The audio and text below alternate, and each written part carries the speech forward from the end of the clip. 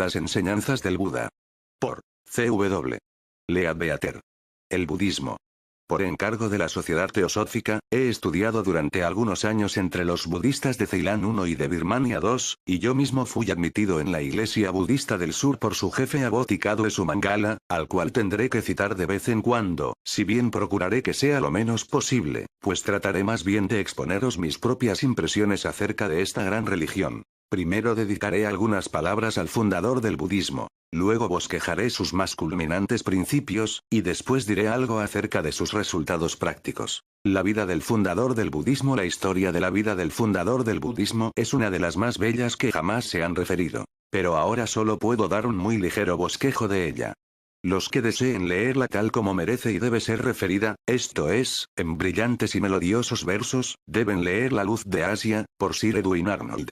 Verdaderamente, no existe exposición alguna tan hermosa de los principios de esta gran religión como la que Sir Edwin Arnold ha dado en los incomparables versos de su bello poema, y si tengo la fortuna de introducir en este gran libro alguno que todavía no sea conocido, seguramente el lector me lo agradecerá. Resumiendo, pues, el gran fundador del budismo fue el príncipe Siddhartha Gautama de Kapilavastu, ciudad situada a unas 100 millas del nordeste de Benares en la India, a 40 millas de los picos inferiores de las montañas de los Himalayas. Era hijo de Suddhodana, el rey de los Sakyas, siendo su esposa la reina Maya. Nació en el año 623 ADC, y su nacimiento está rodeado de encantadoras leyendas, del mismo modo que lo están los nacimientos de todos los demás grandes instructores. Se cuenta que tuvieron lugar grandes prodigios, como, por ejemplo, que apareció una magnífica estrella, del mismo modo que más tarde se dijo con respecto al nacimiento de Cristo. Su padre, el rey, como era natural en un monarca hindú, había mandado hacer el horóscopo del niño inmediatamente después de su nacimiento, resultando de la predicción del mismo, que su destino debía ser de un alcance muy notable y trascendental. Fue predicho que tenía ante sí una gran elección que hacer, y que podía sobrepujar a todos los hombres de su época, siguiendo una de las dos líneas que tenía a su elección. O podía convertirse en un rey de un poder temporal mucho más extenso que el de su padre, un señor de señores o emperador de toda la península india, tal como solo de vez en cuando ha sucedido en la historia, o podía abandonar por completo todos los privilegios anexos a su real estirpe y convertirse en un asceta errante consagrado a perpetua pobreza y castidad. Pero, que si elegía este último destino, sería además el más grande instructor religioso que el mundo había conocido jamás, y que los millares de hombres que le seguirían en su camino, serían mucho más numerosos que los súbditos de cualquier reino de la tierra. No debe causarnos sorpresa alguna que el rey Suddhodana se impusiese algo ante la idea de que su hijo primogénito pudiera llevar esta vida de mendigo, y que desease que su real descendencia se perpetuara y engrandeciera. Así, pues, se esforzó desde un principio en dirigir la elección del príncipe hacia las líneas temporales con predilección a las espirituales. Y puesto que conocía que la aceptación de la vida espiritual sería muy probablemente determinada por la vista de las penas y sufrimientos humanos, así como por el deseo de remediarlos, decidió, así lo cuenta la historia, apartar de la vista del príncipe todo lo que pudiese sugerir estos tristes pensamientos. Se dice que decidió que el príncipe no debía conocer nada de cuanto se refiere a la decrepitud y a la muerte, y que ordenó que se le colocara en medio de las diversiones y placeres temporales, así como que se le enseñase a dedicarse a fomentar la gloria y el poder de la real casa. El príncipe habitaba un soberbio palacio rodeado por millas de magníficos jardines en el cual estaba realmente prisionero, aun cuando lo ignoraba. Estaba rodeado de cuanto podía contribuir a sus placeres bajo todos los aspectos. Solo se permitía que se le acercase lo joven y lo bello. Cuantos estaban enfermos o sufrían de algún modo eran cuidadosamente apartados de su vista. Así pasó, al parecer, sus primeros años, confinado en este extraño, y, sin embargo, delicioso mundo. El muchacho creció hasta que llegó a la edad viril, y entonces fue desposado por Yasodhara, la hija del rey Suprabuddha. Se creyó, al parecer, que este nuevo estado absorbería por completo la atención y la vida del príncipe, y, sin embargo, está escrito que durante todo este tiempo surgían a intervalos en su mente recuerdos de otras vidas, y un confuso presentimiento de un gran deber no cumplido turbaba su reposo. Sin embargo, cuando fue llegado el momento, se casó y tuvo un hijo, Rahula. Pronto después de este suceso principió a aumentar su pena y disgusto, y parece ser que insistió en pasar al mundo exterior a fin de ver algo de la vida de los demás. Escrito está que de este modo se puso en contacto por vez primera con la decrepitud, con la enfermedad y con la muerte, y profundamente afectado a la vista de tales miserias tan comunes entre nosotros, aunque completamente nuevas y desconocidas para él, sintió una gran tristeza al contemplar el triste destino de sus semejantes. Viendo, además, cierto día a un santo ermitaño, se impresionó vivamente a la vista de su sereno y majestuoso aspecto, y comprendió que en este mundo había a lo menos uno que estaba por encima de los por otra parte generales males de la vida. Desde este momento su resolución de vivir la vida espiritual se hizo más y más firme, hasta que al fin llegó el instante en que, a la edad de 29 años, abandonó definitivamente su rango de príncipe, dejando todas sus riquezas en manos de su esposa e hijo, y se retiró a la selva para dedicarse a la vida ascética. Como es muy natural, Gautama pertenecía, como su padre y todos los demás habitantes de la India, a la gran religión hindú, y por lo tanto, se dirigió a los principales ascetas brahmanes con el objeto de adquirir las instrucciones y los consejos que necesitaba en su nueva vida. Pasó un período de 6 años entre estos instructores, con el objeto de aprender de ellos la verdadera solución del problema de la vida, y a fin de hallar un remedio a las miserias del mundo, sin poder encontrar cumplidamente lo que buscaba. La enseñanza de estos instructores parece haber sido siempre que solo por medio del más rígido ascetismo, e imponiéndose las más duras privaciones, puede uno esperar escapar a las penas y sufrimientos que son la herencia de todos los hombres, y por lo tanto, Gautama ensayaba uno tras otros todos los sistemas hasta en sus más minuciosos detalles, aunque siempre con un ardiente deseo no satisfecho de encontrar algo más real y positivo. El riguroso y persistente ascetismo a que se entregó, quebrantó al fin su salud, y se cuenta que un día estuvo a punto de morir extenuado de hambre. Después que se hubo restablecido, comprendió que, si bien para hallar lo que buscaba podía el ascetismo ser un método bueno para ser practicado fuera del mundo, no era, sin embargo, este método el más apropiado para llevar la luz al mundo, y en consecuencia pensó que para ayudar a sus semejantes, debía cuando menos vivir el tiempo necesario para encontrar la verdad que les podía hacer libres. Parece ser que desde los primeros momentos observó la más altruista conducta. Aunque poseía todo cuanto podía hacer la vida feliz y apetecible, sin embargo, las mudas penalidades y miserias de tantos millones de infelices repercutían sobre él de una manera tan vívida, que mientras vivió, jamás le fue posible conocer la felicidad. No era para sí, sino para los demás, que deseaba hallar un medio para escapar a las miserias de la vida física.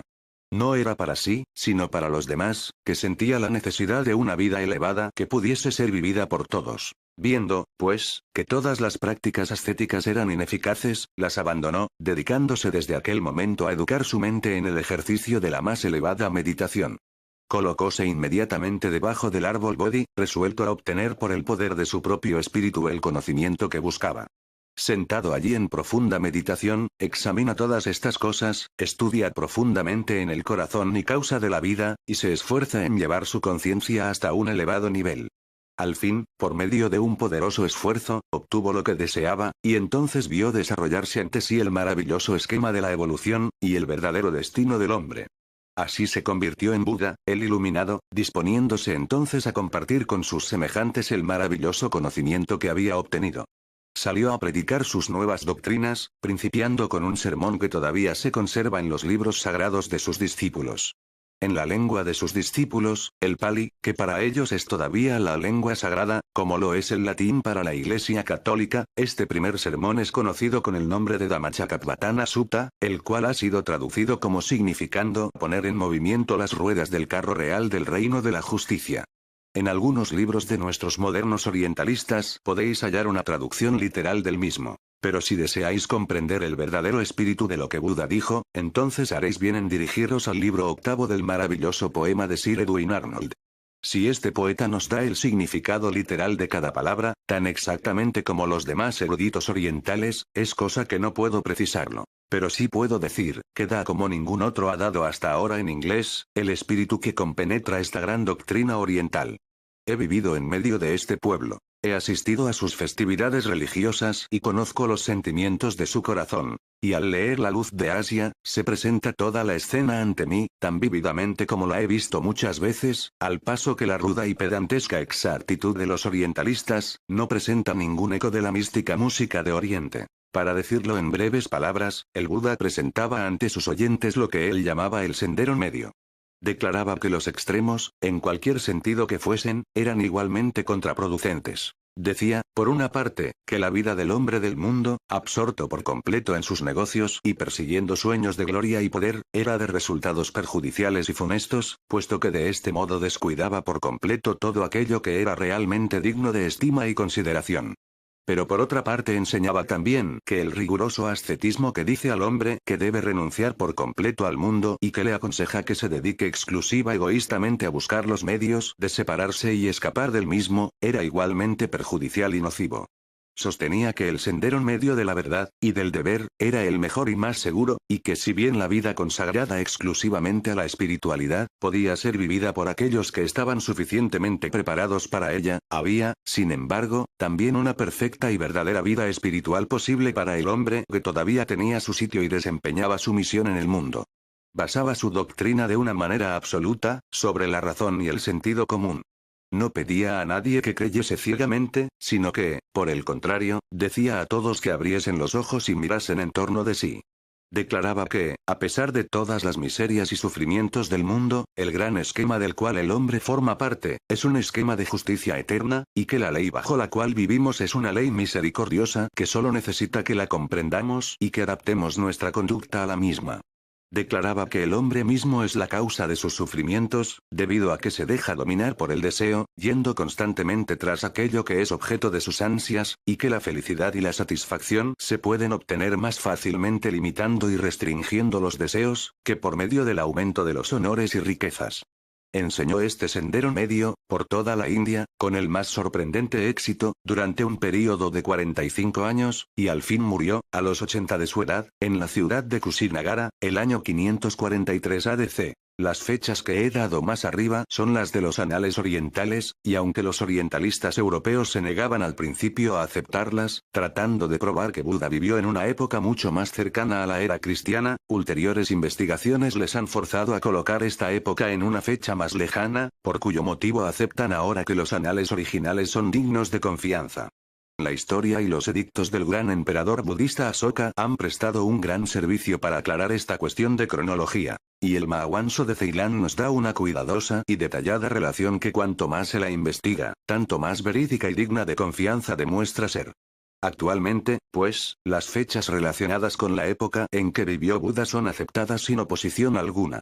Por lo que se refiere a los detalles que acerca de la vida de Buda se nos dan, difícil es el decir hasta qué punto podemos confiar en su exactitud. Probablemente, la veneración y cariño de sus discípulos envuelve su memoria con una especie de velo o aureola legendaria, como ha sucedido con todos los demás grandes instructores religiosos. Sin embargo, nadie puede dudar de que poseamos una muy bella historia, que contiene la vida de un hombre muy santo, de una gran pureza de vida, y dotado de una maravillosa claridad de visión espiritual. Como dice Barthélemy St. Hilaire, su vida es absolutamente sin mancha. Su constante heroísmo iguala a su convicción. Él es el modelo perfecto de todas las virtudes que predica. Su abnegación, su caridad, su constante dulzura, jamás le abandonan ni por un solo instante. Él prepara en el silencio su doctrina durante 6 años de trabajo y meditación. Él la propaga con el solo poder de la palabra y la persuasión durante más de medio siglo, y cuando muere en brazos de sus discípulos, es con la certidumbre del sabio que ha practicado las más nobles virtudes durante toda su vida, y que está seguro de haber encontrado la verdad. Las enseñanzas de Buda. Examinemos ahora los grandes principios de su doctrina. En cierta ocasión se le preguntó a Buda si le era posible encerrar su doctrina en un solo sutta o versículo de 4 líneas, contestando él del modo siguiente. Savapapa Saakaranam. Kusalasa Upasampada. Sachita Pariyoda Panam. Etan Budana Sasanam. Lo cual puede ser traducido por: cesa de obrar mal. Aprende a obrar bien. Sé limpio de corazón. Esta es la religión de los Budas. Fácilmente se comprenderá que esta definición es muy clara y comprensible. Ante todo se invita al hombre a que no obre mal, en ninguno de los sentidos que encierra esta palabra. Pero en modo alguno debe contentarse con esto, pues debe dar a su actividad una nueva dirección, y aprender a obrar bien. Luego, después de haber de este modo regulado su conducta con respecto al mundo exterior, se le incita a que sea limpio de corazón, mandamiento de un alcance tan vasto que pocos preceptos existen en la vida espiritual que no estén contenidos en él. Todo el fundamento de las enseñanzas de Buda era siempre el sentido común y la justicia. Basaba su pretensión a ser escuchado sobre el hecho de que sus enseñanzas eran claras y comprensibles, e imprimió esta circunstancia de una manera tan insistente y enérgica en el espíritu de sus discípulos, que en un concilio ecuménico que los monjes budistas celebraron en Vaisali, cuando surgió la cuestión acerca de si ciertas doctrinas habían realmente formado parte de las enseñanzas de Buda, se convino unánimemente en que solo aquello que no está en contradicción con la pura y sana razón, podía pertenecer a las enseñanzas de Buda. Buddhism in Tibet, p. 21, por Schlehinweit. Ojalá que los concilios ecuménicos de la Iglesia cristiana hubiesen hecho otro tanto.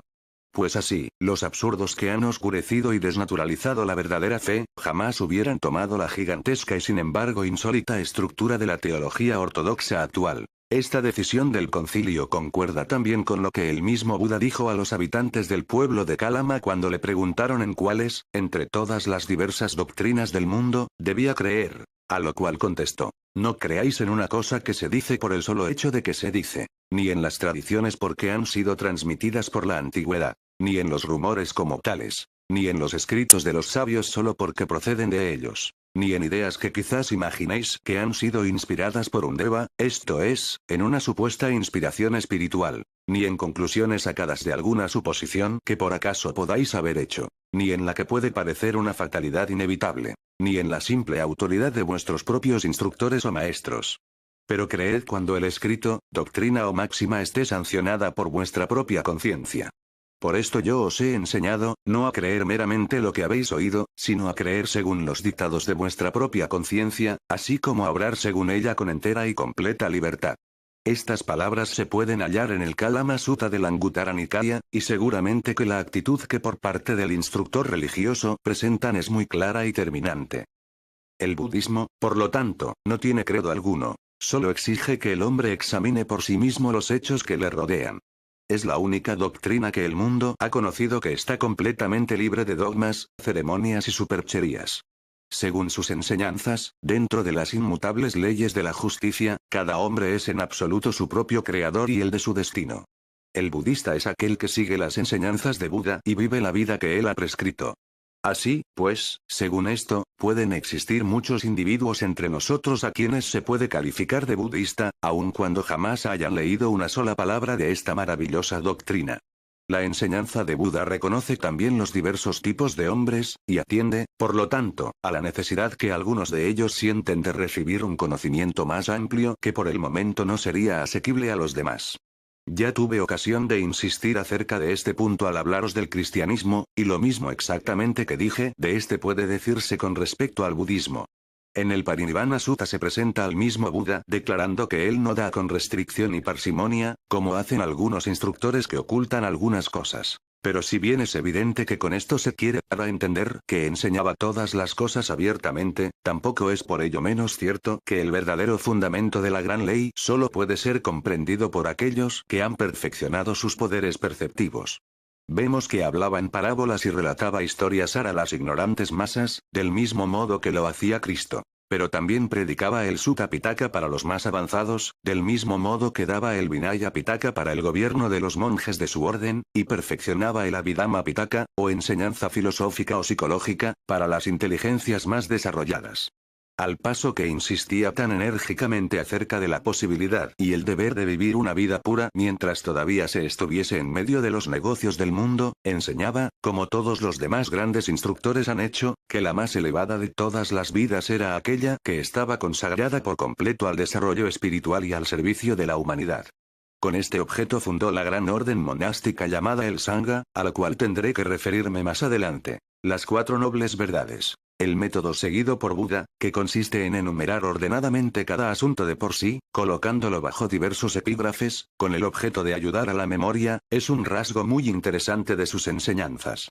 En su primer sermón, empieza por la enumeración de sus 4 nobles verdades. Estas 4 verdades representan otros tantos eslabones de una cadena de razonamientos, y cada uno de ellos va seguido de una explicación detallada. Pero el conjunto está ordenado de tal suerte que una sola palabra es suficiente para traer al momento al espíritu de cualquier estudiante el argumento entero. Y apenas si será posible, aun para el menos inteligente, que haya estudiado una vez la cadena de razonamientos, el olvidar ninguno de sus eslabones. Sus 4 verdades son: primera, el dolor; segunda, la causa del dolor; Tercero, la cesación del dolor. Cuarta, el sendero que conduce a la cesación del dolor. La primera verdad la explicaba Buda de este modo. Toda la vida del hombre en el mundo es una vida que, o bien está llena de dolor, o en cualquier momento está expuesta a serlo.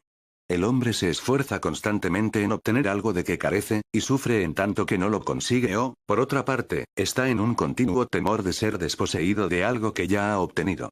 El hombre sufre cuando pierde a los que ama, o aquello a que está fuertemente adherido. Sufre a veces porque desea obtener un amor que se le niega, o porque aquello que ama huye de él. Sufre por el temor que siente a la muerte, ya sea por lo que se refiere a sí mismo, ya con respecto a las personas que ama. Así, pues, desde el nacimiento a la muerte, la vida del hombre ordinario en el mundo es una vida que en mayor o menor grado está completamente saturada de pesares y sufrimientos. Luego se ocupa de la segunda de sus verdades, y pasa a investigar cuál es la causa del dolor y después de un cuidadoso análisis llega a la conclusión de que la causa de todo dolor es el deseo inferior. Si un hombre no siente afán de riquezas y honores, permanecerá sereno y tranquilo, ya sea que los obtenga, o bien si los tiene se los arrebaten. Si su afecto se halla fijo en niveles elevados, si ama a su amigo, en este caso jamás podrá ser separado de él, ni su afecto se podrá jamás debilitar o perder.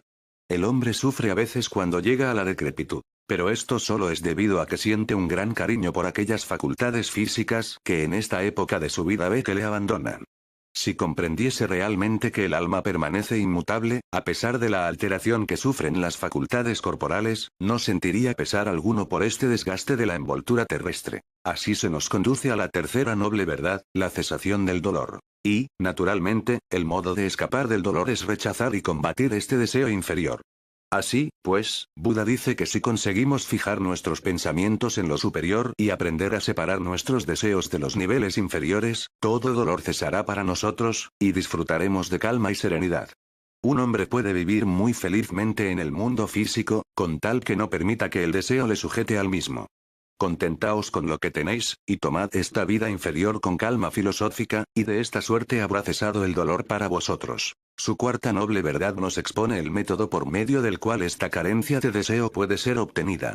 El sendero para obtener esto, dice, contiene 8 etapas, por cuyo motivo en la literatura budista se habla constantemente de él como del noble octuplo sendero.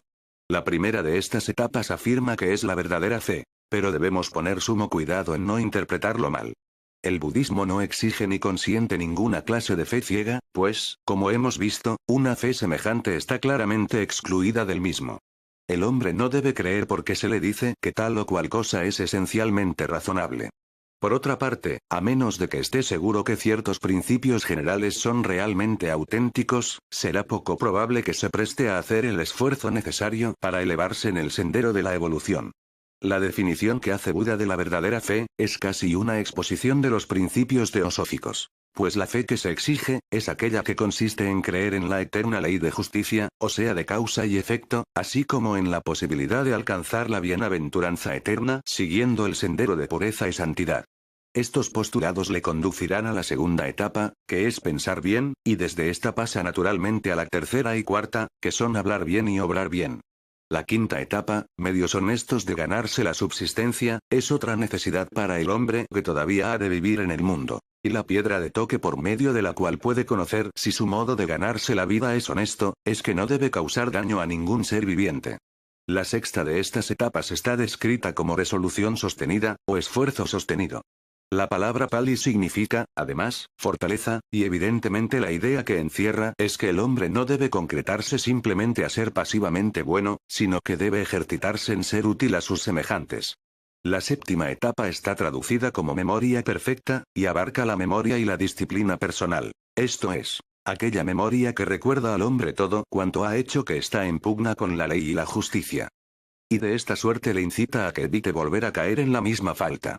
La última etapa es la concentración perfecta o meditación, o sea el dominio perfecto del pensamiento y la dirección del mismo hacia la consecución de fines elevados y altruistas.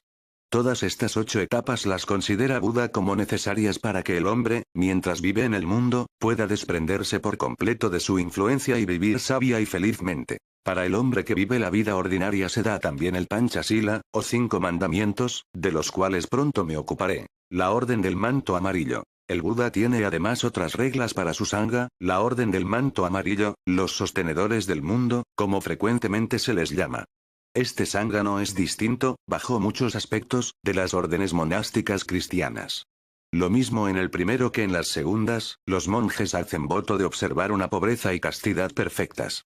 Pero en la orden budista existe la gran ventaja de que no se permite a nadie que tome el voto a perpetuidad, como se hace en las órdenes cristianas. Sabemos que no es una cosa rara en los países europeos que un hombre entre a formar parte de una corporación monástica bajo el influjo del entusiasmo religioso, o quizás, a veces, porque está disgustado del mundo, o a consecuencia de algún gran pesar.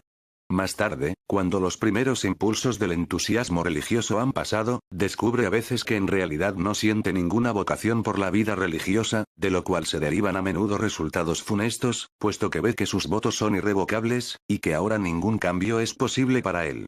En el sistema budista este caso está sabiamente previsto. Cualquiera que con su método de vida haya demostrado ser apto para ser admitido, puede prepararse por medio de lo que se llama ordenación o admisión a la fraternidad de los monjes.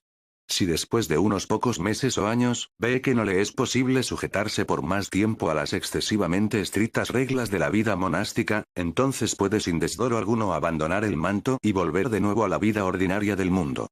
Nadie piensa mal de él en ningún sentido. Ha tratado simplemente de vivir en un nivel para el cual no está todavía completamente preparado. Necesita vivir algún tiempo más en el mundo para que pueda desarrollarse y alcanzar las condiciones necesarias. Pero nadie le vitupera por esto. En Birmania, todos los hombres tienen la costumbre de vestirse el manto, a lo menos por un corto tiempo, en uno u otro período de su vida. Aquellos que sienten que esta clase de existencia es la que mejor se adapta con su modo de ser, se quedan en la orden y se convierten en miembros permanentes de ella. Otros abandonan sus mantos al cabo de un año poco más o menos de vida monástica, y vuelven a las filas de la vida ordinaria. Pero no en peores, sino en mejores condiciones que antes, debido a la poca o mucha experiencia que han obtenido de algo más elevado. Debe tenerse en cuenta, que el ser un gran instructor religioso en Oriente, no es en modo alguno lo mismo que ser el jefe de alguna gran doctrina aquí en Occidente. El instructor oriental no goza de las rentas de un príncipe, ni va en carruaje rodeado de un séquito parecido al de muchos monarcas. Precisamente porque los obispos y misioneros cristianos viven en medio del lujo y la ostentación, ningún oriental cree que ellos sean verdaderos instructores religiosos. Pues en el Oriente, el instructor religioso, es aquel que consagra su vida entera a la más elevada espiritualidad, que observa la más absoluta pureza, que jamás recibe dinero por ningún concepto, y cuya principal regla de vida es que no debe poseer propiedad alguna, excepto el vestido que lleva, y aun este mismo vestido está confeccionado de modo que no tiene valor alguno si se vende. Por otra parte, es tan grande la universal veneración que en el Oriente se siente por la vida espiritual, que el respeto que se tiene por el más inferior o más joven de estos instructores, es mucho mayor que el que se concede al rey. La veneración que se tiene a los mantos amarillos o monjes de Buda, es muy grande y sorprendente, y yo mismo he visto repetidas veces a los magnates más ricos e influyentes de la ciudad, levantarse respetuosamente y permanecer de pie, con la cabeza inclinada, en presencia hasta de un niño novicio, que hacía pocos momentos que por primera vez se había revestido con el hábito de la orden. En Ceilán se presta este mismo respetuoso homenaje a los jefes hereditarios del pueblo, los descendientes de la antigua familia real. Tanto es así, que varias veces he visto a los transeúntes retirarse a un lado de la calle cuando se encontraba el jefe, permaneciendo en actitud respetuosa hasta que había pasado. Sin embargo, estos mismos jefes reunidos en solemne asamblea, se ponen inmediatamente de pie al entrar, siquiera sea el más joven de los miembros del sangha, y permanecen en esta actitud hasta que se les invita a que se sienten. Con lo dicho se verá cuán grande es el respeto que en todo el mundo budista se tiene por el manto amarillo. La vida del monje. La vida de los monjes es de un desinterés y desprendimiento absolutos. No solamente no poseen ninguna clase de bienes temporales, sino que el alimento que se les da lo reciben sin elegirlo o pedirlo. Sus vidas están consagradas al estudio y a la meditación, aunque también se les exige que prediquen al pueblo en determinadas épocas. La principal festividad de los budistas se celebra el día del plenilunio, si bien sus demás cuartos o periodos se celebran también aunque con menos pompa, de modo que prácticamente visitan el templo un día por semana, como en nuestro país la gente va a la iglesia el domingo. Los monjes tienen también el deber de aconsejar y advertir a todos aquellos que a ellos se dirigen, y a leer, en determinadas ocasiones en público, lo que se le ha dado el nombre de ceremonia pirit, esto es, las palabras de consuelo y bendición, y además, cuando se les pide, deben hacer otro tanto en casas particulares cuando hay algún enfermo. Los miembros del Sangha han sido frecuentemente descritos en libros de viajeros, y generalmente en la literatura que trata de este asunto como sacerdotes budistas. Pero la verdad es que esta calificación es a la par impropia y errónea.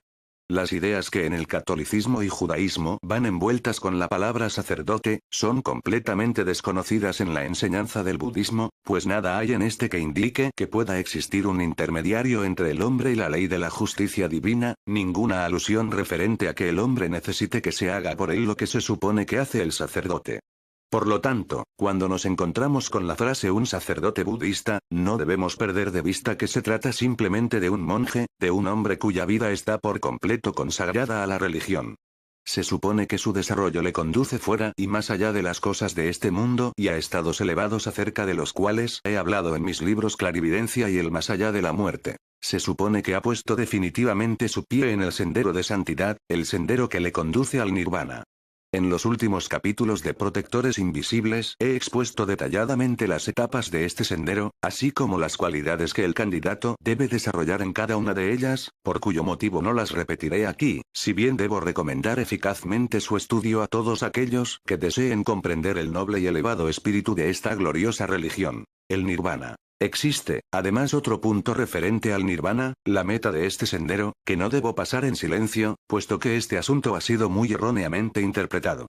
La descripción que el mismo Buda da del nirvana, está tan por encima de la comprensión del hombre, que solo ha sido educado según el modo ordinario de pensar y sentir del mundo, que nada tiene de extraño que a primera vista haya sido mal comprendida por los orientalistas europeos. Hasta Max Muller, el gran sánscritista de Oxford, sostuvo durante muchos años que el nirvana era simplemente el equivalente de la aniquilación, y desgraciadamente esta errónea interpretación parece haberse extendido amplia y rápidamente. En los últimos períodos de su vida, debido a un ulterior y más profundo estudio, llegó a comprender que se había equivocado. Verdaderamente, nadie que haya vivido en el Oriente entre budistas, puede ni por un momento suponer que considera la aniquilación como el fin que se esfuerzan por obtener. Es de todo punto innegable que la obtención del nirvana significa la completa aniquilación de la parte inferior del hombre, que es en verdad todo lo que de él conocemos en la actualidad. La personalidad y todo lo que está relacionado con los vehículos inferiores es transitorio y debe desaparecer. Si tratamos de formarnos una idea de lo que el hombre sería si careciese de todo lo que está incluido en estas palabras, veremos que para nosotros, en nuestro estado actual, nos sería muy difícil de comprender qué es lo que quedaría. Y, sin embargo, la verdad es que todas las cosas persisten. Que en el glorificado espíritu que perdura, la esencia de todas las cualidades que han sido desarrolladas a través de siglos de luchas y fatigas en las encarnaciones terrestres, están presentes en el mayor grado de lucidez imaginable.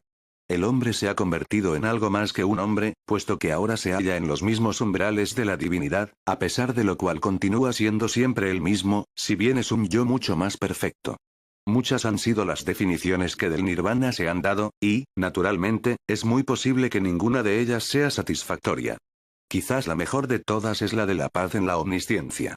Hace muchos años, cuando yo estaba preparando un sencillo catecismo preliminar de su religión para niños budistas, el mismo jefe Abod Sumangala me dio como la mejor definición del nirvana que podía darles, la de ser una condición de paz y felicidad que estaba tan por encima de nuestro actual estado, que hacía completamente imposible para nosotros el poder comprenderla. Seguramente que esta definición está muy lejos de la idea de la aniquilación.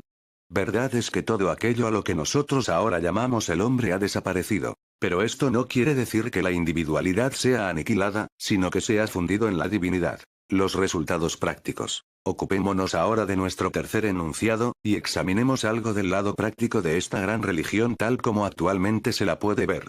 Por lo que yo mismo he visto, debo confesar que obra en un sentido verdaderamente moralizador. Naturalmente, en todas partes existen hombres buenos y malos, y, por lo tanto, en Birmania y Ceilán, hay muchos budistas nominales, como hay cristianos nominales en Inglaterra. Sin embargo, las estadísticas demuestran de modo indubitable que la proporción de crímenes cometidos por el populacho es mucho menor entre los budistas de Ceilán que en ninguna de las naciones de Europa y América. Una de las mayores razones que vienen en apoyo de esta verdad innegable, está en el hecho de que muchos de los crímenes que se cometen tienen por origen la embriaguez, y esta está absolutamente prohibida por la religión budista. Este hecho constituye por sí solo una honrosa distinción para la vida de una nación. Desgraciadamente los europeos han introducido licores que producen la embriaguez entre los pueblos budistas, del mismo modo que lo han hecho en todas partes, pues esto es una característica de su llamada civilización. Así pues, aún entre los budistas se puede hallar de vez en cuando algún que otro individuo que viola los preceptos de su religión y bebe del licor prohibido. Pero pronto se da cuenta del menosprecio que esto le acarrea, pues la opinión pública lo mira unánimemente como a un malhechor, del mismo modo que nosotros en los países occidentales aplicamos este término a un ladrón o al que comete actos de violencia. Supongo que al lector occidental le será difícil comprender de momento todas las consecuencias que de la ausencia de esta fatal costumbre se derivan en la vida de un pueblo. Desearía que me fuese posible describir hasta qué punto esta antigua religión oriental compenetra la existencia diaria de aquellos que la profesan, a fin de que pudieseis tener ante vuestra vista un cuadro perfecto de esta admirable vida oriental y para que pudieseis sentir la fascinación de la atmósfera de Oriente, que es tan completamente distinta a todo cuanto se puede sentir en todos los demás países. El modo de apreciar la religión en el Oriente es tan por completo opuesto al nuestro, que al hombre que no conoce la religión oriental ni ha vivido en medio de ella, difícilmente será posible comprenderle. Aquí en Occidente existen diversas sectas, y no es raro ver que algunos individuos defienden con saña y fanatismo los dogmas de su secta particular, al paso que combaten los dogmas de todas las demás, a pesar de lo cual, en la mayor parte de los casos, esta profesión de fe religiosa se la reserva exclusivamente para los domingos, y no tiene prácticamente influencia alguna sobre la vida diaria del hombre durante el resto de la semana. En el Oriente sucede todo lo contrario, pues el modo de pensar del hombre acerca de este punto, es totalmente distinto. Allí cada cual tiene sus convicciones religiosas, y todos observan la más perfecta tolerancia para con las convicciones de los demás. El musulmán es, en realidad, casi tan fanático como el cristiano, al paso que el brahmanista y el budista están siempre prontos para admitir que aquellos que no tienen sus creencias, pueden sin embargo hallarse en el camino que conduce a la luz, y dicen constantemente que si aún el más ignorante e incrédulo cumple con su deber según sus luces durante esta vida, en la próxima encarnación tendrá con toda seguridad mayores oportunidades para aprender algo más de la verdad que lo que sabe al presente, y que de esta suerte alcanzará finalmente su meta tan seguramente como ellos. Hasta el intolerante musulmán es muy distinto del cristiano ordinario, pues a lo menos su religión es para él una cosa excesivamente vívida y real, y, tal como ella es, compenetra su vida entera, y es para él la cosa más grande y querida de la misma. Todos aquellos que han viajado por el Oriente habrán notado que en el momento en que la voz desde el minarete de la mezquita anuncia la hora de la oración, todo musulmán, al oírla, sea cual fuere la cosa en que esté ocupado, y por numerosas que sean las personas que le rodean, se detiene al momento, saca su tapiz, lo extiende ante sí y se postra de rodillas murmurando sus oraciones. ¿Cuántos de nuestros cristianos ordinarios encontraríamos que cuando se hallan engolfados en medio de sus tráficos y negocios los abandonaran voluntariamente 3 veces al día, y que confesasen sus creencias a la faz del mundo por medio de actos de adoración ejecutados en las calles públicas? Lo mismo se puede decir del budista. A pesar de que no observa este culto público, su religión compenetra su vida entera, como sucede en la Iglesia Católica Romana con algunos pocos de sus fieles más sinceramente religiosos. En estos países, la mayor parte de nosotros parece que tenemos nuestra religión y nuestros asuntos relacionados con la vida diaria en 2 compartimentos impermeables, de modo que no pueden tener ninguna relación entre sí. Para el budista este modo de obrar es incomprensible y poco sincero, pues para él la religión lo es todo, y aunque a veces en la vida diaria puede apartarse de sus preceptos, reconoce más tarde con dolor que ha obrado mal, pues jamás intenta justificarse alegando el interés del negocio, como la gente hace tan frecuentemente entre nosotros. El budismo en Birmania. La mejor y más perfecta exposición que he leído del efecto práctico producido por la religión sobre sus fieles se halla contenida en El alma de un pueblo, por H. Fielding.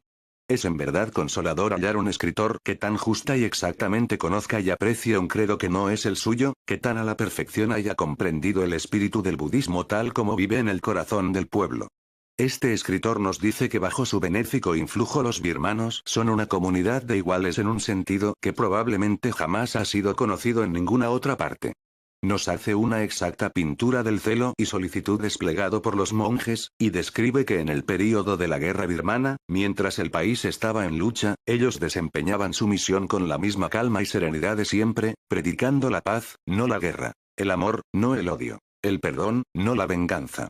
La diferencia que existe entre el budismo y nuestra moderna teología occidental fue puesta gráficamente de relieve por un oficial de caballería inglés, quien decía que el budismo jamás convendría a un hombre de su profesión.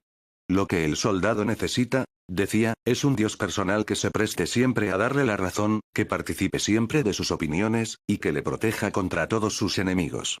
Pero una ley que enseña constantemente que el bien es siempre bien, y que el mal es siempre mal, que nada puede cambiar el uno en el otro, y que nada puede hacer el homicidio legal ni la violencia honrada, este no es un credo propio ni conveniente para un soldado. Evidentemente el señor Fielding siente con gran vividez el encanto de una religión que es compatible con el sentido común, y que reconoce la unidad de la naturaleza y de la vida divina que yace oculta en ella. En otro pasaje de su ameno libro establece la diferencia que existe entre la desconsoladora petrificación de las modernas teologías, y la ficción y viviente belleza del verdadero conocimiento. Hasta aquí el conocimiento solo nos ha traído la muerte. Más adelante nos traerá una nueva vida. Pero por el momento todo es confusión y oscuridad. Porque hemos perdido nuestra fe en las hadas, porque ahora no creemos que existan duendes en nuestras cavernas, porque no existe espíritu en el viento ni voz en el trueno, nos hemos llegado a convencer de que los árboles y las rocas, las flores y las tempestades, son todas cosas muertas. Nosotros, decimos que están formadas de materiales que ya conocemos, que están gobernados por leyes que hemos descubierto, y que no existe vida alguna en la naturaleza. Para el budista, así como para el griego en la antigüedad, toda la naturaleza es una cosa viviente. La ofrenda en el templo. Veamos ahora lo que son los preceptos especiales o mandamientos de esta religión, que el hombre debe observar en la vida común. Ya hemos hablado antes del Panchasila, o 5 mandamientos. Pero la verdad es que, a pesar de que son evidentemente de un alcance mucho mayor que nuestro decálogo, no son, después de todo, realmente mandamientos. Cada uno de ellos, es no una orden, sino una afirmación. Su forma no es un mandato venido de lo alto. Tú no harás esto, sino que es una afirmación hecha por el hombre. Yo observaré esta enseñanza para evitar este pecado. Como hemos dicho, el budista visita el templo o a lo menos una vez por semana, pero muchos de ingenian para poderlo visitar cada día, siquiera no sea más que por algunos minutos. Sin embargo, no van nunca con las manos vacías, pues cada devoto trae consigo una flor, o a veces un ramo de flores, que deposita sobre el altar de Buda acompañadas de algunas palabras de amor y gratitud. Deseando comprender el pensamiento de los sencillos campesinos que diariamente ejecutan esta ceremonia, frecuentemente preguntaba a alguno de ellos, por medio de un intérprete: ¿por qué ofrecéis estas flores a Buda? ¿Creéis acaso que esto le agrada? El interrogado respondía invariablemente mirándome con sorpresa: ¿cómo ha de gustarle esto desde el momento que hace 2450 años que entró en Nirvana? Si yo insistía acerca del por qué eran las flores ofrecidas, la respuesta era siempre: nosotros las ofrecemos por gratitud a la memoria del fundador de nuestra religión que nos ha enseñado el modo de escapar de la rueda del nacimiento y de la muerte, y las depositamos ante su imagen a fin de que nuestras almas sean tan puras como la flor, y para que como ella derramen un suave perfume en torno nuestro.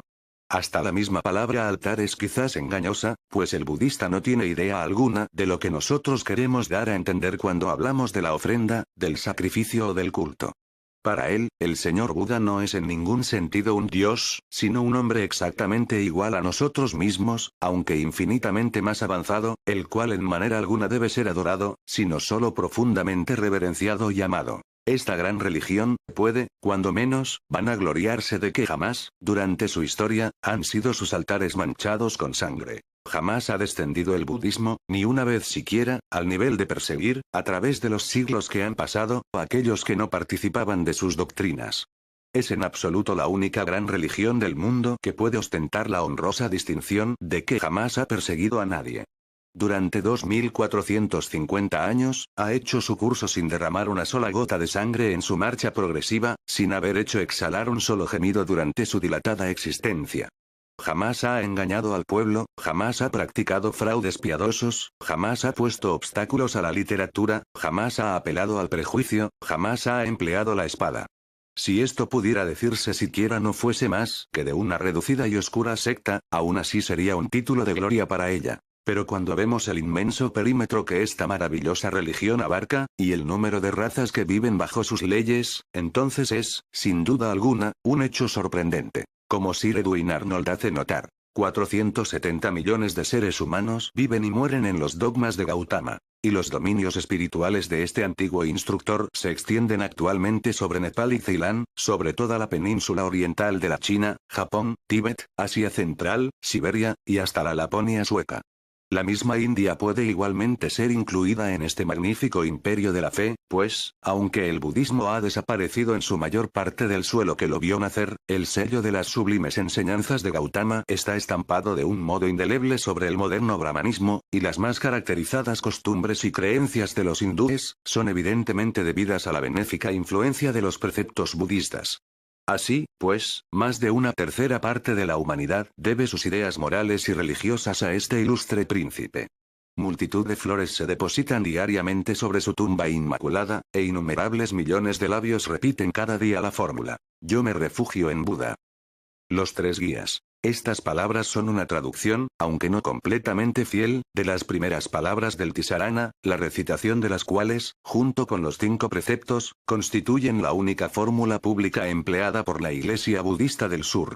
La palabra saranam, que tan frecuentemente ha sido traducida por refugio, parece que significa más propiamente un guía. De modo que la triple fórmula que todo budista repite cuando visita el templo, se podría realmente traducir así: yo tomo al Señor Buda como a mi guía. Yo tomo a su ley como a mi guía. Yo tomo a su orden como a mi guía. La palabra Dharma, que ordinariamente se traduce por ley, tiene, en realidad, un significado mucho más amplio que el que entraña este término.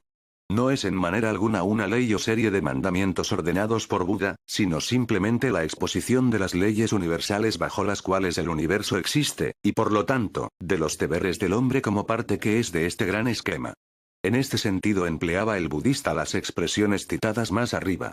Al pronunciar el Tisarana da a entender simplemente que acepta al Señor Buda como a su guía e instructor. Da a entender su conformidad con la doctrina que Buda enseñó, y su aceptación y reconocimiento de la gran orden de monjes budistas como intérpretes autorizados del significado y alcance de esta doctrina. Esto, en modo alguno implica la aceptación de la interpretación de un determinado monje, sino solo la de la orden en el más católico sentido. Pues la interpretación a que da crédito es aquella que en todos los tiempos y lugares ha sido constantemente sostenida y afirmada por la fraternidad como un todo los 5 preceptos. Después de esta profesión de fe sigue la recitación de los 5 preceptos de que ya hemos hecho mención, a los cuales, para abreviar, se les da en Ceilán el nombre de Pansil. Estos preceptos son los siguientes. 1. Yo observo el precepto de abstenerme de destruir la vida. 2.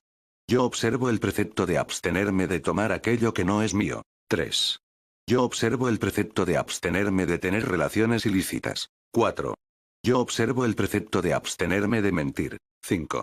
Yo observo el precepto de abstenerme de usar licores que embriagan o drogas que embrutecen. Ninguna persona inteligente dejará de comprender al momento que, como dice el coronel Ocott, aquel que observa estrictamente estos preceptos, debe necesariamente escapar de todas las causas productoras de las miserias humanas, pues si estudiamos la historia, veremos que todas ellas han tenido por origen una u otra de estas causas. La previsora sabiduría de Buda se halla más claramente patentizada en el primero, tercero y quinto de ellos, pues el destruir la vida, la sensualidad y el uso de licores que producen la embriaguez, son la causa a lo menos del 95% de los sufrimientos humanos.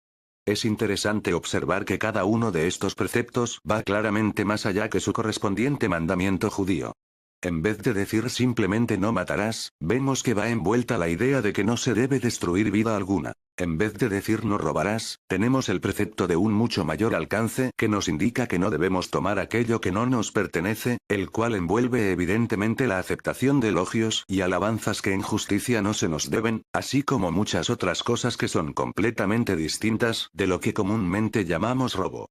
Se puede observar, además, que el tercero de estos preceptos abarca mucho más que el séptimo de los mandamientos de Moisés, pues no solo prohíbe una clase especial de relaciones ilícitas, sino todas en general. En vez de prohibirse solo levantar falsos testimonios ante un tribunal, se nos prescribe que debemos evitar la mentira de una manera absoluta. Muchas veces he pensado que habría sido un gran bien para todas las naciones europeas que han abrazado las enseñanzas de Cristo, que el fabuloso Moisés hubiese incluido en su decálogo el quinto de los preceptos de Buda, esto es, la prohibición de usar licores que embriagan y drogas que embrutecen.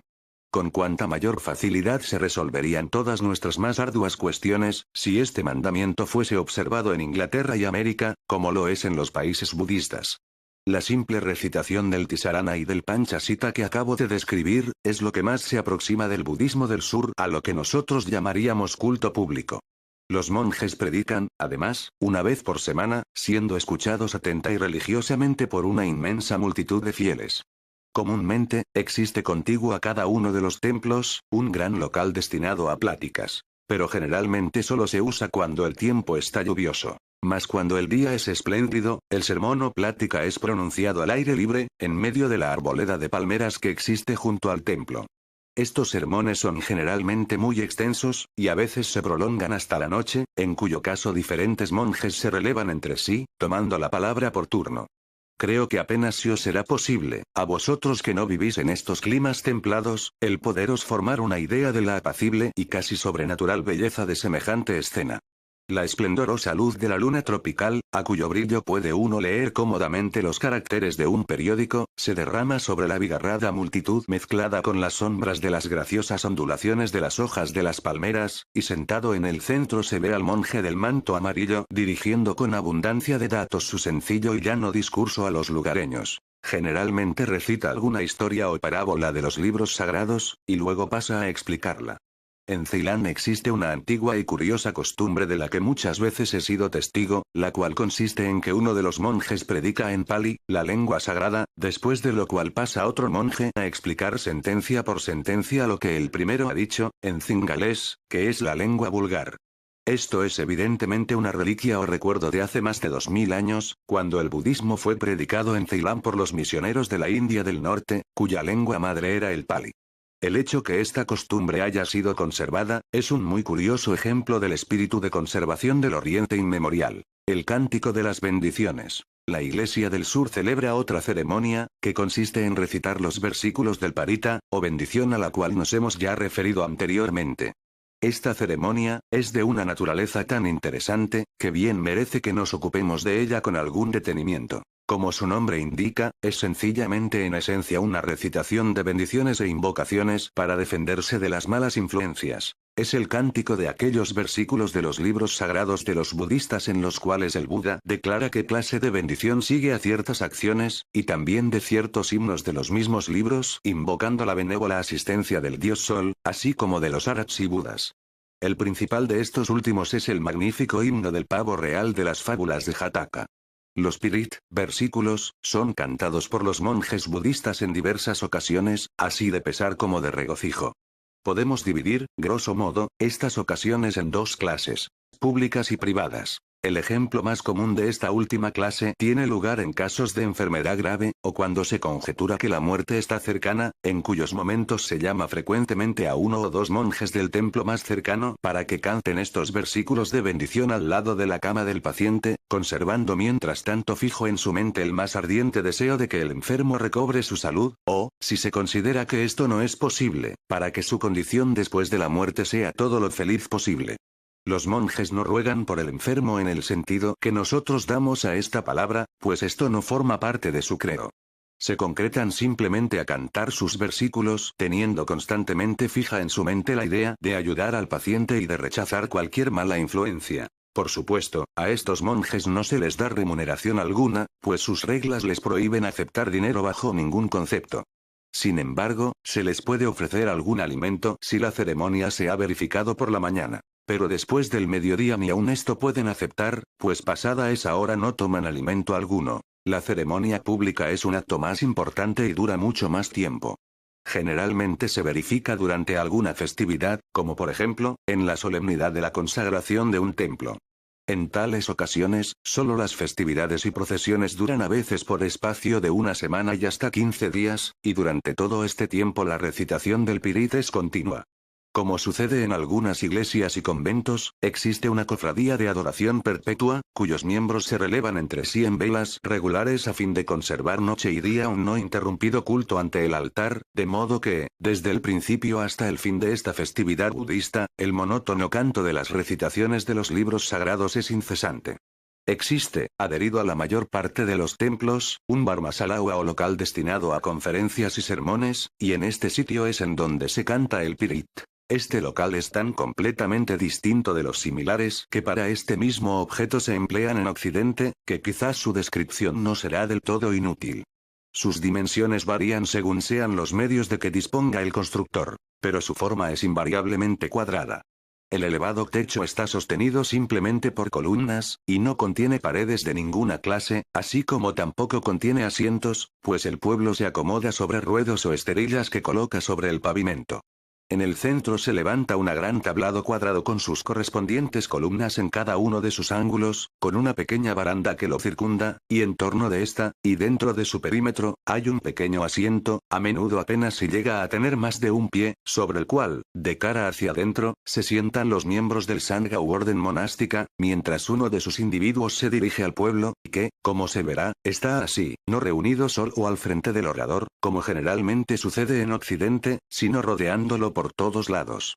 Sobre el tablado, en el espacio cuadrado formado por los monjes, hay comúnmente una pequeña mesa que contiene algunas flores, o a veces una reliquia, si por acaso el templo posee alguna. En las localidades en donde no existe ningún edificio de esta clase, se construye uno provisionalmente para mientras dura la festividad, pero siempre exactamente bajo el mismo plan, y el extranjero queda sorprendido al ver la solidez de estas provisionales construcciones de bambú, hojas de palmera y papel de color, levantadas por las hábiles manos de los operarios del país. En estos locales, sean permanentes o provisionales, es, pues, en donde tiene lugar la constante y continua recitación del Pirit, y en donde se reúne por 3 veces al día toda la corporación de monjes disponible para cantar el más imponente Mahapirit, una interesante ceremonia mesmérica que merece especial atención. Desde luego, debe hacerse observar que antes de principiar la ceremonia se ha colocado en el centro del tablado un gran recipiente de agua cuidadosamente tapado, y se han enrollado numerosos hilos o cordones desde una a otra columna, conduciéndolos hacia arriba hasta hacerlos pasar por encima de las cabezas de los monjes a medida que van sentándose, siendo puesto este conjunto de hilos en contacto con el recipiente de agua que está en el centro a lo largo de distintas líneas convergentes.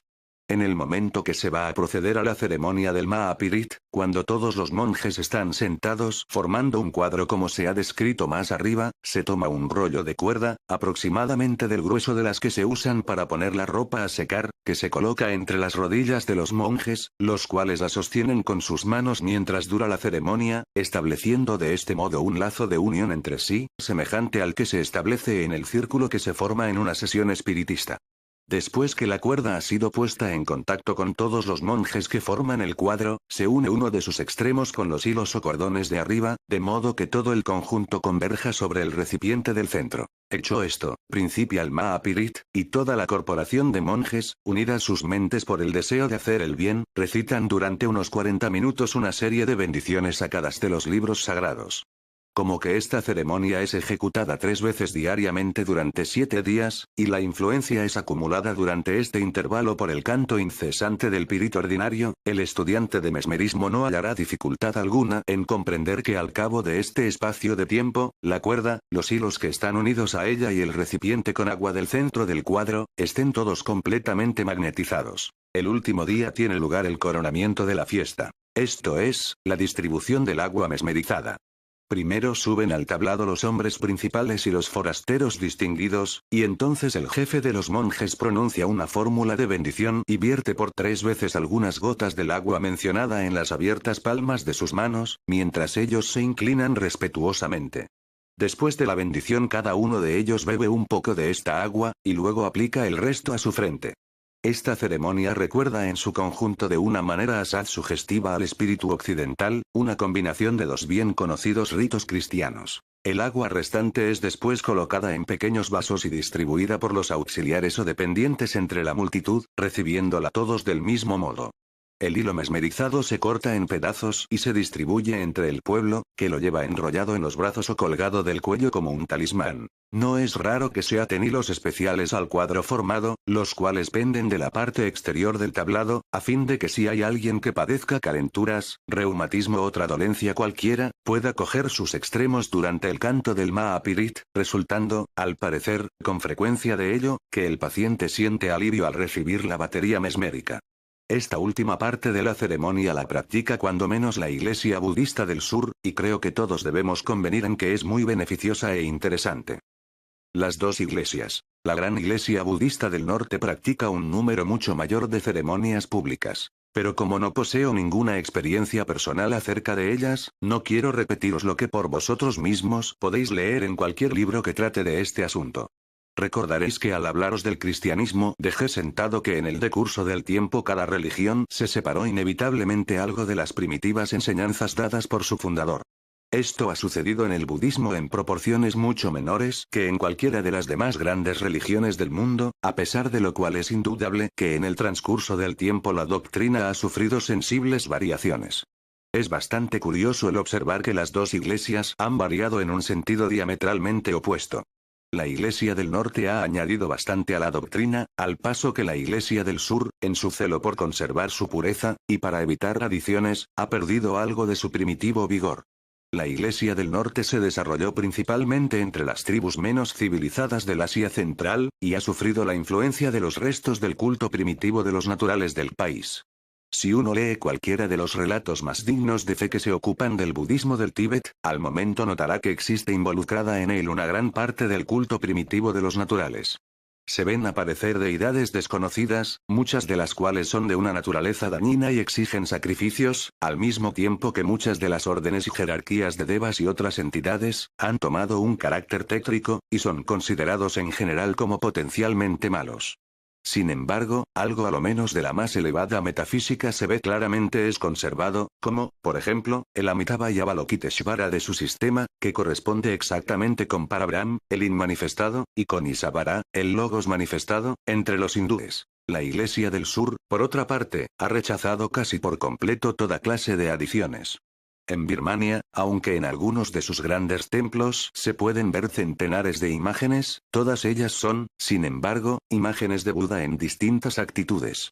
Verdad es que en Ceilán pueden verse a menudo imágenes de deidades hindúes, de Vishnu y de Subramaniar, debido esto probablemente a una concesión hecha a las creencias hinduistas de los últimos tamiles, gobernadores de Ceilán. Pero así y todo, estas imágenes son siempre representadas como inferiores a Buda, y como obrando bajo sus órdenes. La Iglesia del Sur ha olvidado en parte la metafísica elevada, y en la actualidad no concede una gran importancia al Abhidhamma Pitaka, en el cual están contenidas todas las más elevadas enseñanzas filosóficas, a pesar de lo cual estudia asiduamente los libros que tratan de las reglas que deben observarse en la vida diaria, así como los que prescriben la regla de vida que deben observar los monjes. Su tendencia ha sido, sobre todo, marcadamente materialista, y se ha adherido de una manera tan exclusiva a los textos en los cuales Buda combate la idea de la persistencia de nuestra presente personalidad, que prácticamente ha concluido por negar en absoluto la positiva supervivencia del alma, de suerte que casi todos los monjes de la Iglesia del Sur, si se les preguntase acerca de la inmortalidad del alma, negarían sin vacilar que el budismo sostenga semejante doctrina, y procederían a explicar detalladamente que todo lo que nosotros entendemos comúnmente por alma del hombre, esto es, sus pensamientos, sus inclinaciones, sus sentimientos, y, en fin, todo lo que le hace un individuo aparte de los demás, todas estas cosas, nos dirán, son transitorias y no subsisten al fin del ciclo de encarnaciones. Si se insistiese y se les preguntase qué es lo que pasa de una a otra vida, responderán confidencialmente que lo que pasa es el karma del hombre, esto es, el resultado de sus pensamientos y acciones. Pero que la persona que en la próxima vida goza o sufre los resultados de la vida presente, es completamente distinta del hombre que vive ahora. Esto es, por supuesto, rigurosamente exacto si comprendemos el significado técnico de la palabra persona. Pero el monje ordinario no hace semejante distinción, pues está tan hondamente preocupado en rechazar la para él fantástica idea de la personal inmortalidad de Juan Pérez o de Tomás García, que pasa al extremo opuesto y prácticamente niega en absoluto la inmortalidad. A pesar de esto, en cada expresión de su vida diaria demuestra que este no es en realidad su verdadero significado, pues habla constantemente de algún dolor que sufre a consecuencia de algún acto realizado en anteriores vidas, y todos los sermones budistas concluyen con la bendición o deseo piadoso dirigido a los reunidos. Todos podéis alcanzar nirvana. Efectivamente, todo el mundo está conforme en que el nirvana será obtenido. Pero esto solo después de muchas vidas de haberse esforzado el aspirante en alcanzar la perfección, pues esta es de todo punto indispensable para la supervivencia del ego individual, el ego permanente. La idea de que el Buda predicaba la no existencia del yo, se apoya principalmente en algunos libros de fecha posterior no canónicos, tales como las preguntas del rey Milinda. Esta idea se basa principalmente en algunas respuestas que el Buda da al ser interrogado acerca del yo y del no yo, las cuales están exactamente contenidas del mismo modo en los Upanishads. El Buda nos dice claramente que ni la forma, ni las sensaciones, ni las percepciones, ni las impresiones, ni la mente son el yo. Pero en modo alguno dice que el yo no existe, sino solo que el cuerpo y todas las demás posesiones que generalmente se confunden con el yo, no lo son en realidad. Dice que el yo es algo que se halla muy por encima de todas estas cosas, y afirma que cuando el yo se reconoce como distinto de todo lo que le rodea, y se despoja de toda afección, por la ausencia de esta afección se hace libre. Esta afirmación parece que decide de una manera concluyente la existencia de un yo permanente, puesto que si el yo no existe, ¿qué es, pues, lo que logra hacerse libre? Nuestras mentes occidentales, extrañas por completo a las concepciones de los hindúes, a quienes el Buda dirigía sus sermones, solo ven la aniquilación ante sí cuando oyen afirmar que hasta la razón no es el yo. Pocos son los que pueden comprender que la mente y la razón, y hasta mucho que está tras ellas, por sublimes que sean, no son más que meros vehículos compuestos de materia. El verdadero yo las trasciende todas, y en las enseñanzas directas de Buda podemos hallar abundantes datos que contradicen la teoría de que negaba este ego tutelar. Permitidme que cite aquí, siquiera no sea más que un solo ejemplo del Samanapala Sutta del Digha Nikaya. Después de mencionar las condiciones y la educación que son indispensables a la mente para conseguir el progreso espiritual, el Buda describe de qué modo puede un hombre recobrar la memoria de sus vidas pasadas, y de qué modo ve él pasar sucesivamente ante sus ojos todas las escenas en las cuales estuvo interesado. Para hacer más comprensible su idea dice, si un hombre sale de su pueblo para ir a otro, y luego a otro, y desde este último vuelve de nuevo al suyo, puede pensar, es indudable que yo fui desde mi pueblo a aquel otro. Allí estuve en esta posición, sentado de esta manera, hablando de este modo, y guardando silencio de este otro. Desde este pueblo fui a otro, y allí hice lo mismo. De igual modo he vuelto desde este último pueblo al mío. De la propia suerte, oh rey, el asceta, cuando su mente es pura, conoce sus anteriores nacimientos, pues piensa, en tal lugar llevé tal nombre, nací en tal familia, en tal casta, comía esto, experimentaba placer o dolor en tal o cual circunstancia, y pasé mi vida en distintos sitios, en cada uno de los cuales estuve en tales o cuales condiciones. Así, pues, aunque cambiado, del mismo modo he nacido yo ahora aquí. Esta cita demuestra bien claramente la enseñanza del Buda con respecto al ego que se reencarna.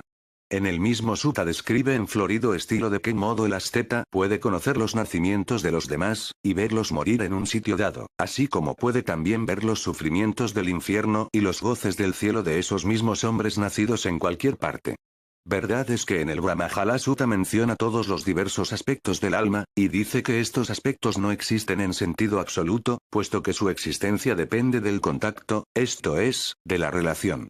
Pero al negar la absoluta realidad del alma está por completo de acuerdo con los demás grandes instructores hindúes, pues no solo la existencia del alma, sino hasta la del mismo logos, solo es en verdad relativa.